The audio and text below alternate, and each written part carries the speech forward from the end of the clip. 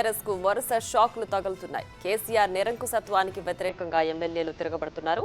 ప్రజాపాలన అందిస్తున్న కాంగ్రెస్ పార్టీ వైపు బీఆర్ఎస్ ఎమ్మెల్యేలు చూస్తున్నారు.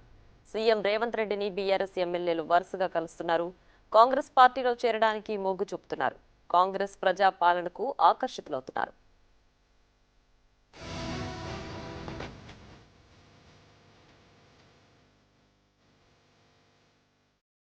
తెలంగాణలో లోక్సభ ఎన్నికల వేళ రాజకీయంగా రసవత్తరంగా మారుతోంది. రాష్ట్రంలో పొలిటికల్ సమీకరణాలు మారుతున్నాయి. సీఎం రేవంత్ రెడ్డిని కలిసేందుకు బీఆర్ఎస్ నేతలు క్యూ కడుతున్నారు. దీంతో రాజకీయంగా చర్చ మొదలైంది.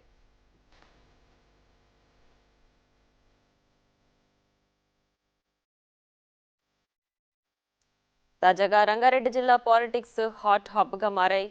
ఆదివారం సీఎం రేవంత్ రెడ్డిని రాజేంద్రనగర్ ఎమ్మెల్యే ప్రకాష్ గౌడ్ కలిశారు. ఈ క్రమంలో ప్రకాష్ గౌడ్ కు ప్రభుత్వ సలహాదారు వేం నరేందర్ రెడ్డి కాంగ్రెస్ కండువా కప్పి పార్టీలోకి ఆహ్వానించారు. ఇక సీఎం రేవంత్ తో ప్రకాష్ దాదాపు గంట పాటు చర్చించారు. దీంతో రాష్ట్రంలో రాజకీయం మరోసారి హీటెక్కింది.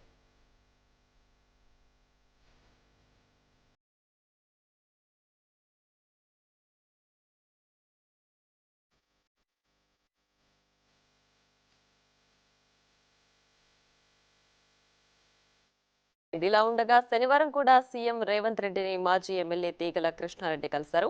మరికొంతమంది ఎమ్మెల్యేలు కూడా సీఎం రేవంత్ తో టచ్ లో ఉన్నట్లు ప్రచారం జరుగుతోంది. ఇక ఇటీవలే మెదక్ జిల్లాకు చెందిన నలుగురు బీఆర్ఎస్ ఎమ్మెల్యేలు కూడా సీఎం రేవంత్ రెడ్డిని కలిశారు. వీరి భేటీపై పెద్ద చర్చ జరగడంతో నలుగురు ఎమ్మెల్యేలు ప్రెస్ మీట్ పెట్టి కీలక వ్యాఖ్యలు చేశారు. తాము కేవలం అభివృద్ధిపై చర్చించేందుకే సీఎం రేవంత్ కలిసినట్లు క్లారిటీ ఇచ్చారు.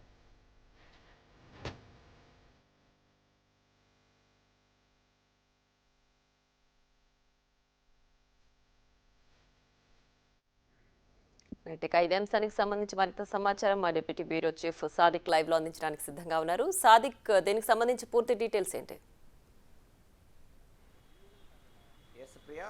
పార్లమెంటు ఎన్నికలు దగ్గర పడుతున్న వేళ బీఆర్ఎస్ పార్టీకి చెందినటువంటి ఎమ్మెల్యేలు వరుసపెట్టి ముఖ్యమంత్రి రేవంత్ రెడ్డి కలవడం అన్నది రాజకీయంగా ప్రాధాన్యత సంతరించుకుంది. అదేవిధంగా బీఆర్ఎస్ పార్టీలో ఒక కుదుపు కుదిపినట్టుగా భావిస్తున్నారు రాజకీయ విశ్లేషకులు. ప్రధానంగా చూసినట్లయితే ఇప్పటికే మెదక్ సంబంధించిన ఉమ్మడి మెదక్ జిల్లా సంబంధించిన నలుగురు ఎమ్మెల్యేలు కూడా ముఖ్యమంత్రి రేవంత్ రెడ్డితో భేటీ కావడం, అదేవిధంగా ఆ తర్వాత మాజీ ఎమ్మెల్యే తీగల కృష్ణారెడ్డి కూడా ముఖ్యమంత్రితో భేటీ కావడం, ఆ తర్వాత నిన్న తాజాగా ప్రకాష్ గౌడ్ రాజేంద్ర నగర్ ఎమ్మెల్యే ప్రకాష్ గౌడ్ కూడా ముఖ్యమంత్రి రేవంత్ రెడ్డితో భేటీ కావడం అన్నది రాజకీయ వర్గాల్లో తీవ్ర ఆసక్తిని అదేవిధంగా చర్చనీయాంశానికి దారితీస్తుంది. ప్రియా, ఇక్కడ చూసినట్టయితే రాష్ట్రంలో వస్తున్నటువంటి పార్లమెంటు ఎన్నికల నేపథ్యంలో రాజకీయ పార్టీలు ఎవరి వ్యూహాలు వారికి చేస్తున్న తరుణంలో కాంగ్రెస్ పార్టీ వైపు బీఆర్ఎస్ పార్టీ ఎమ్మెల్యేలు చూస్తున్నారన్నటువంటి వాదన బలంగా వినిపిస్తుంది. మరోవైపు బీఆర్ఎస్ పార్టీ గతంలో ఎన్నడూ లేని విధంగా, అంటే ముఖ్యమంత్రి యొక్క చాప్టర్లో ముఖ్యమంత్రి సిలబస్లో లేని అంశాలు కూడా ఇప్పుడు బీఆర్ఎస్ పార్టీలో చోటు చేసుకుంటున్నాయి వరుసగా. ఎందుకంటే ఆపోజిషన్ పార్టీలో మాట్లాడడం కానీ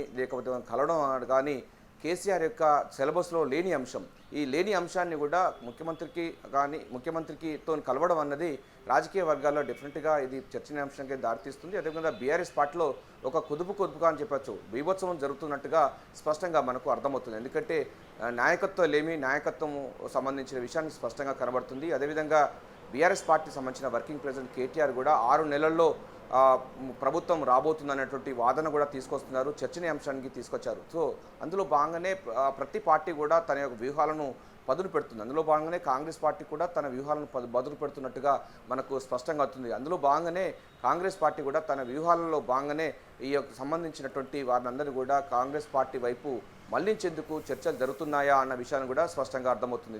ఇటీవల పొన్నం ప్రభాకర్ గౌడ్ మంత్రి ఇప్పటికే ఆయనకు ప్రకాష్ గౌడ్తో ఆయన ఇంటికి స్వామిగౌడ్ని కలిశారు. స్వామిగౌడ్తో తర్వాత ప్రకాష్ గౌడ్ను ప్రస్తుతం రాజేంద్ర నగర్ ఎమ్మెల్యే ఉన్నటువంటి ప్రకాష్ గౌడ్ను కలిసిన తర్వాత ఈరోజు ప్రకాష్ గౌడ్ ముఖ్యమంత్రి రేవంత్ రెడ్డితో కలవడం అన్నది ఇట్లా సీక్వెన్స్ చూసినట్లయితే ఏదో జరుగుతుందన్న విషయాన్ని కూడా స్పష్టంగా అర్థమవుతుంది. అదేవిధంగా బీఆర్ఎస్ పార్టీలో నాయకత్వమైన పటిమ అన్నది కొరబడుతున్నట్టుగా స్పష్టమవుతుంది. ఎందుకంటే కేసీఆర్ ప్రస్తుతం అనారోగ్యంగా ఉన్నారు, కేటీఆర్ అనాలోచితమైనటువంటి నిర్ణయాలు తీసుకుంటున్నారు.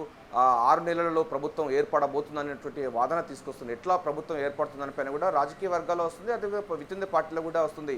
39 మందితో ఎట్లా ప్రభుత్వాన్ని ఏర్పాటు చేస్తామనేటువంటి వాదన ఉంది.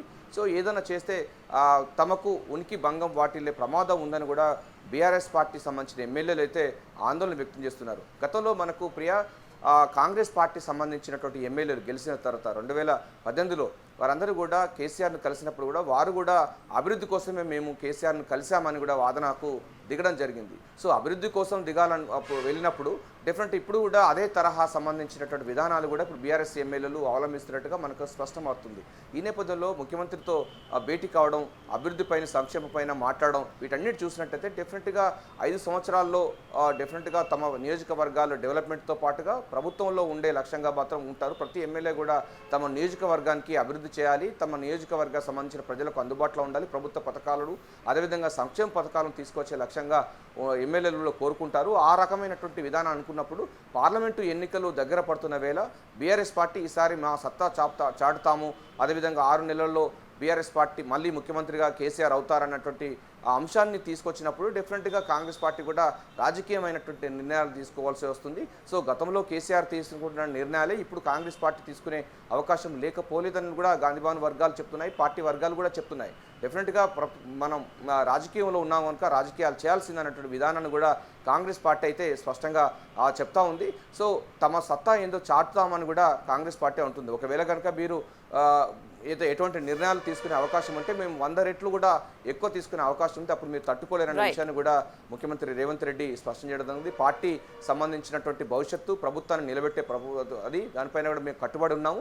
ఎందుకంటే నిరంకుశమైనటువంటి ప్రభుత్వాన్ని కూలదోసినటువంటి ప్రజలు వారి పక్షాన నిలవాల్సిన బాధ్యత కూడా మాది ఉంది కనుక దానికోసం ఎంతకైనా మేము చేస్తామన్నటువంటి వాదన కూడా అంటే అంశాన్ని కూడా తెరపైకి తీసుకురావడం ముఖ్యమంత్రి రేవంత్ రెడ్డి. అందులో భాగంగానే ఈ అంశాన్ని కూడా పూర్తిగా చూసిన రాజకీయమైన అంశంగా లేకపోలేదండి. ఎందుకంటే పార్లమెంటు ఎన్నికలు దగ్గర పడుతున్న వేళ ఈ హైదరాబాద్ సంబంధించినటువంటి శివార్ల ప్రాంతాల్లో ఈ సంబంధించినటువంటి ఎమ్మెల్యేలందరూ కూడా కాంగ్రెస్ పార్టీ వైపు చూస్తున్నాడు అన్నది ప్రాధాన్యత సంతరించుకుంది. ఎందుకంటే హైదరాబాద్ నుంచి కూడా కాంగ్రెస్ పార్టీకి ప్రాతినిధ్యం లేదు. సో 6 సంబంధించిన మంత్రి పదవులు కూడా ఇంకా ఖాళీగా ఉన్నాయి. సో కొంతమందికి మంత్రి పదవులు ఇచ్చి కూడా పార్టీలో చేర్చుకునే అవకాశాలు కూడా ఉన్నట్లుగా సమాచారం అందుతుంది. సో పార్టీ వర్గాల కూడా చర్చ జరుగుతుంది. ఎందుకంటే వచ్చే పార్లమెంటు ఎన్నికల్లో గెలిపే లక్ష్యంగా దాదాపు 15 సీట్లు గెలిచే లక్ష్యంగా కాంగ్రెస్ పార్టీ వ్యూహాలు రచిస్తున్న వేళ బీఆర్ఎస్ పార్టీ సంబంధించినటువంటి ఎమ్మెల్యేలు వరుసపెట్టి ముఖ్యమంత్రి రేవంత్ రెడ్డితో కలవడం అన్నది రాజకీయంగా ప్రాధాన్యత సంతరించుకుంది.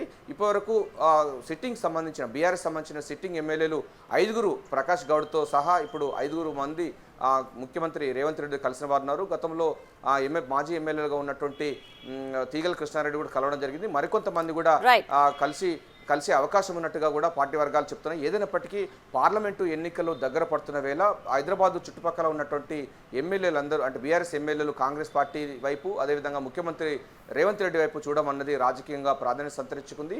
రాజకీయంలో ఏదైనా జరగవచ్చు అన్నటువంటి అంశం మాత్రం ఇప్పుడు రాజకీయ వర్గాల్లో చర్చనీయాంశంగా మారింది. Priya. Right Sadiq, thanks for the updates.